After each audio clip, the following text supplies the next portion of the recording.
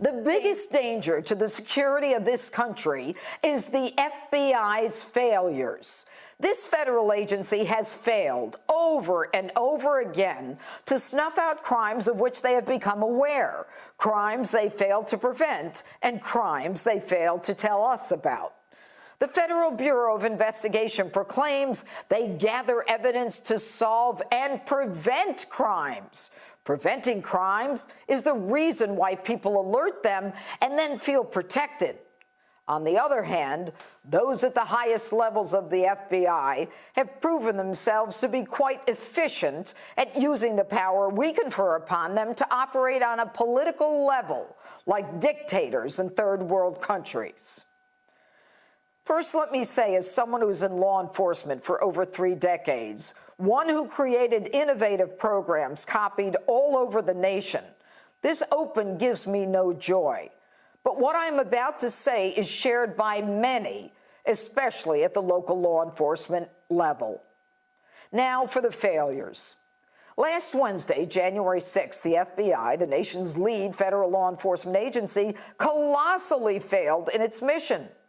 2 days after the attack on our nation's capital, Stephen D'Antuono, the head of the FBI's Washington field office, said his agency had no intelligence suggesting the rally would be anything more than a lawful demonstration. Translation: nothing to see here, folks. To rebut that, the Washington Post, of all newspapers, comes out and says the day before the assault on the Capitol, the FBI Norfolk office received information indicating calls for violence in response to unlawful lockdowns would begin on January 6th in Washington, and that people be, quote, ready to fight. That Congress needs to hear glass breaking, doors being kicked in, go there ready for war. Query: that's long before President Trump's speech even started, which is what the left alleges caused the riot. Then D'Antuono does a 180, saying, we received a lot of intelligence on the potential for violence before the actual assault on the Capitol, and when asked what he did, here's how he responds. We received a lot of intelligence, like I said in my statement, a lot of intelligence information through all different means, be it through social media or through CHS's sources.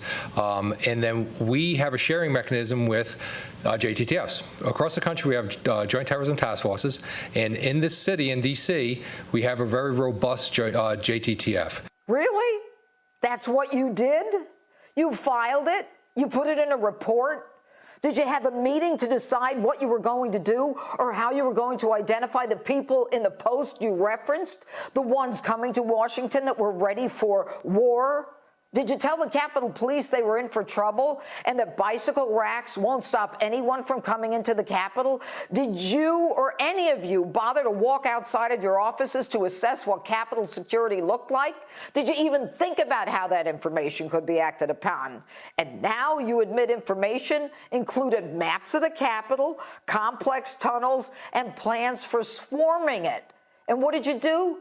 Your answer: other law enforcement agencies have information readily available because they have access to the system, close quote.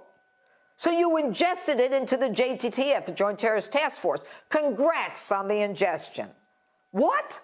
Were you too big to get on the phone or get in your government car and run over and have a meeting? And you end by saying, that's the action we took and that's it. Now, your boss, Director Christopher Wray, then tries to wow the nation with FBI capabilities. As we're doing with our investigation into last week's violent activities at the Capitol, we're bringing our aggressive operational capabilities and deep investigative and intelligence expertise to next week's inauguration. Gee, Chris. Now, did you forget to tell your agents to bring their deep investigative and intelligence expertise before last week's event?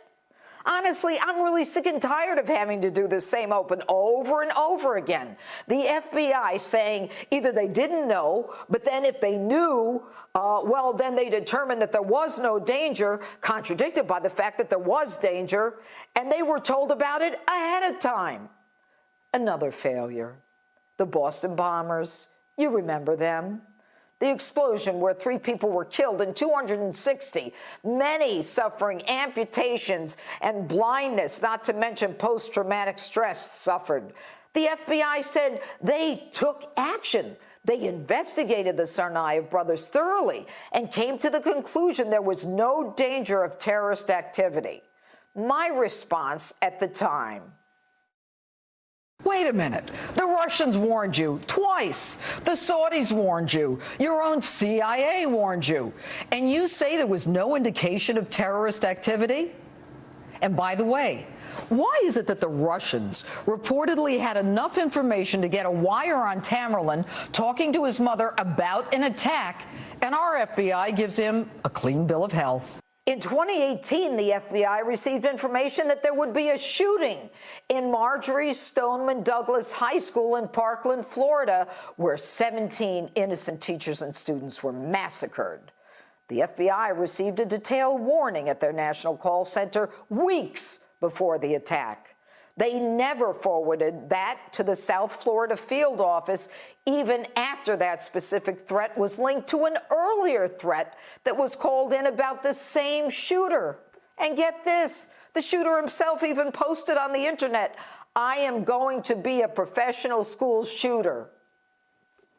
I sometimes think if a student rented a billboard with that on it, the FBI, if they saw it, would suddenly use, First Amendment free speech to defend their refusal to do anything. And the greatest loss of life was the FBI's handling of the attack on 9/11. There were 12 separate opportunities reported where the FBI could have disrupted the plot and saved 3,000 lives. And of course, many referred to organizational deficiencies, which is doublespeak that the FBI, for all their talk about law enforcement partners, don't play well with them and don't share information with them. Just ask the CIA. Another failure. In 2016, the Pulse nightclub shooting in Florida, Orlando, where 49 people were massacred and 53 more wounded, the worst mass shooting in U.S. history. We found out the FBI agents had been investigating shooter Omar Mateen for 10 months.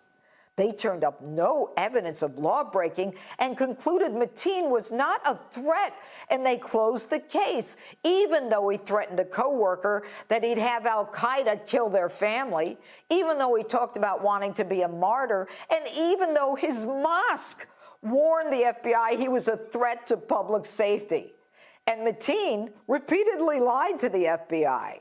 And get this, during the whole time, Mateen's father was on the FBI payroll.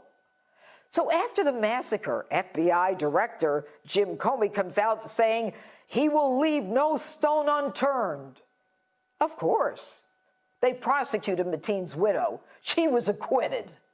Reports are because the FBI had significant inconsistencies in their testimony. But there is one thing that the FBI is really good at. Just ask Michael Horowitz, the Inspector General for the FBI. They're really good at putting together false information in the form of a dossier to present to a court to spy on a presidential candidate. There were 17 errors the IG found that the FBI made in the application for a FISA warrant against Carter Page in order to spy on President Trump and his campaign, all of them in favor of the government against the president. General Michael Flynn was another political target of the FBI. He was crucified for 4 years, labeled a convict and a traitor by the FBI, whose director, Comey, laughed about getting away with it. You can even ask Hillary Clinton. She'll tell you the FBI is good at political investigations. They'll do a fake investigation with no search warrants and no grand jury. And they'll question her with no recording and no stenographer. And then the FBI will go out of its way to announce this poor woman doesn't possess an iota of criminal intent, which, of course, isn't even the FBI's job. Their political expertise continues to be confirmed with the declassification this week of Crossfire Hurricane documents, which proved President Trump was unfairly and illegally targeted for colluding with Russia after the FBI used a comic book make-believe dossier.